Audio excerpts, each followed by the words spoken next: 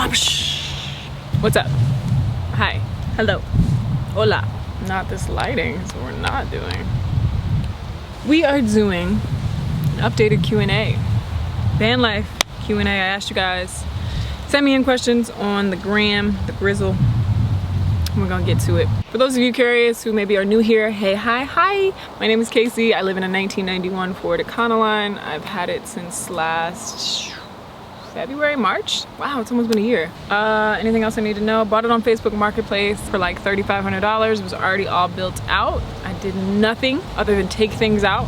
Actually, I have added things now, but can a person have a proper diet as well as regular bathing routine in van life? Proper diet, I'm gonna just be candid with you guys and totally honest because that's all I know how to be. I personally, this was a learning curve for me. I think I'm just now within the last like month or so. I've been full-time living in the van. I know despite what people who may be following me are like, no, but you stayed here and then you went here and then you went here. My van life might not look like everybody else's van life, but either way, my whole belongings have been in this van since July. It's definitely been a learning curve for me not having the stability of a kitchen. If you've been following me for a while, you know I'm like super into juicing, smoothies, just like fresh foods, raw vegan foods. That's kind of always been my jam. I do have a fridge, but I won't lie, it has its moments of difficulty. Consistency with anything is hard during van life. It's probably one of the #1 questions is like, how do you juice and live in the van? And to be honest, I don't. I just recently bought a Jackery, which is basically like a solar bank. I am able to juice using that. It doesn't really compare to just like having a kitchen, having a full fridge, like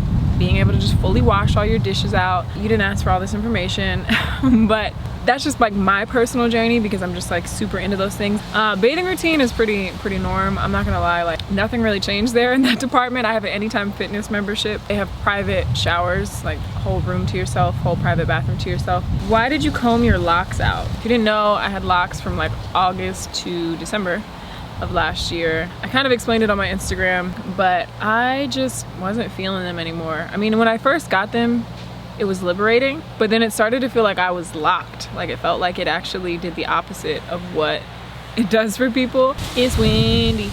It's windy. Hello. Yeah. Come interrupt. What were we saying? Locks. Basically, I only had 10 locks in the back of my head and I kept like putting up the upper half that wasn't locked. It was just really unhappy and like I just felt like the oil was being distributed unevenly and just like stressed. Like I just felt like my crown, my like crown chakra or whatever was just like no. And I think if I ever do it again, I would just do my whole head and it won't be probably for a long time. How do you stay warm during the winter? In general, I move to warmer places, but I have slept in the van on some cold nights. Actually, the other night here it was like 42 degrees, and some nights that I was like van camping in Atlanta was definitely really cold. I don't really have to stay warm if I avoid the cold.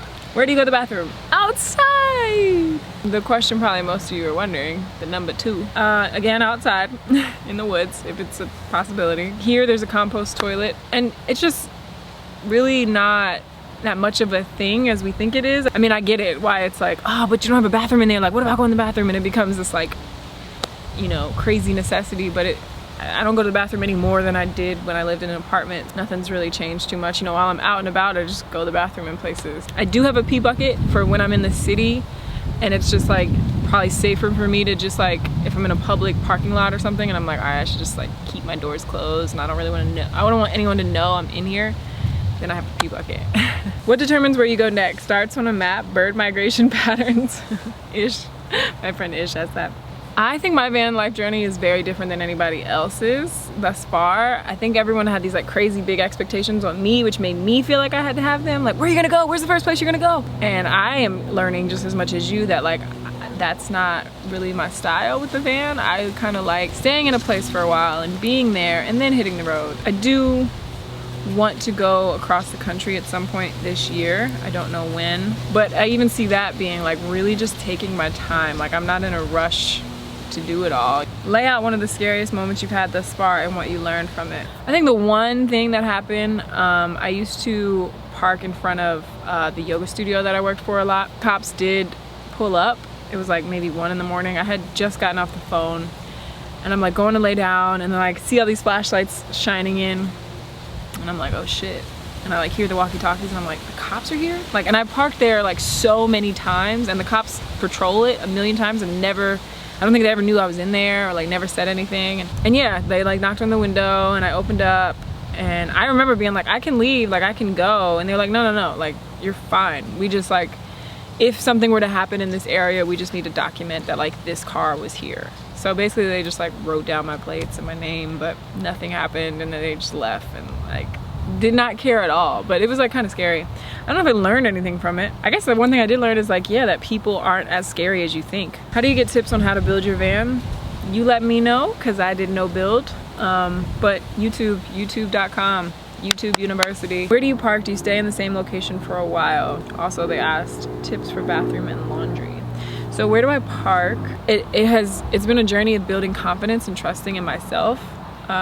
Because I would be lying to you if I said like I don't get scared. Like the first night I slept in the van was literally outside of my apartment and I was scared. I tend to park where at least like some human is, like a friend of mine or a rest stop, or you know, if they happen to have land or whatever. Like I've camped like totally solo with no one around me, maybe like a handful of times. I personally just like safety reasons, I have this little caution.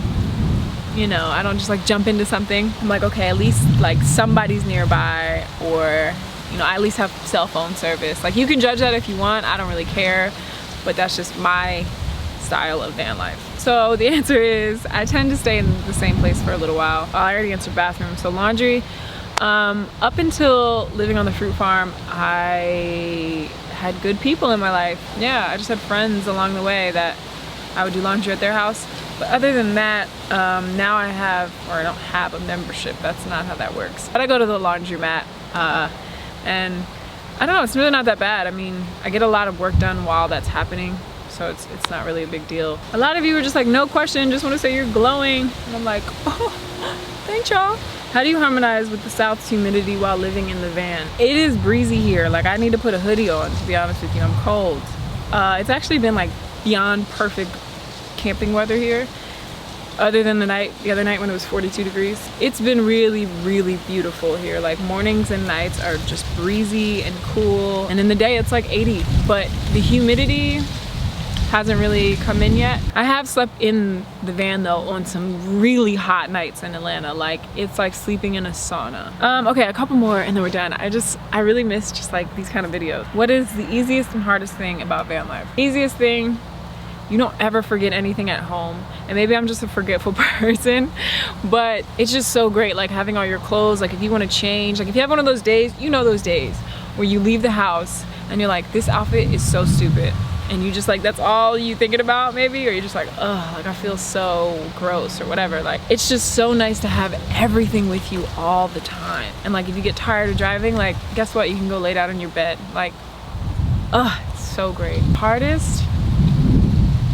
I would say on top of like, I think just in general, like having a consistent routine. The weather affects so much. Like when it's 42 degrees at night, I'm not gonna go outside and do a stretch routine. Like if I lived in an apartment, and when I used to, like I always kind of had a nighttime routine. That is one thing that I will say that I really miss, and I'm like practicing getting back to. Where is one place you really, really want to go? I've never been to the Redwoods, and I really want to go to the Redwoods in California. One piece of advice you'd give to somebody who is interested in getting into van life, and what was the transition like from apartment to van living? So the transition wasn't really that hard for me, because at the time I was just so ready for it. I was so ready for it. I mean, it wasn't hard because I love getting rid of stuff, and like minimalism was something that always like interested me. So I just love the idea of like everything I own is right here. Like that just interests me so much. So that's like something to keep in mind if you're, you know, looking to transition. You're gonna have to get rid of stuff. A lot of stuff probably. But biggest piece of advice, I think just do it. Like that is probably the biggest piece of advice. Just do it. Like if you're hesitant, if you don't know, like I've shared it a few times on my channel, but I remember going to visit this, like go check out this van. Nothing was wrong with it. I had a mechanic with me, and he's like, I mean, it's an older car, so like you never know, but like nothing's wrong with it in this moment. It's great shape. And I'm like having a whole nervous breakdown. I'm just like, what am I doing? Why am I doing this? Like I could just figure something else out. Like, why am I doing this? And like my dream was so big that it scared me a little bit. And I remember calling my dad, like, Dad, I don't know, why am I doing this? Should I do this? And he's like, you will regret this if you don't do this. You will go to bed tonight and wish that you did this. So just do it. I hate to be cheesy and throw my little saying in here, but accept the mystery and like just see what happens. Do it! But really though, do it. I hope that answers everything. That was the best questions that I saw in there. If you guys have further ones, maybe I will, if I get enough, we'll make a part 2, but otherwise I'll just answer them in the comments. That is it for this video, and I will see you in the next one. Peace.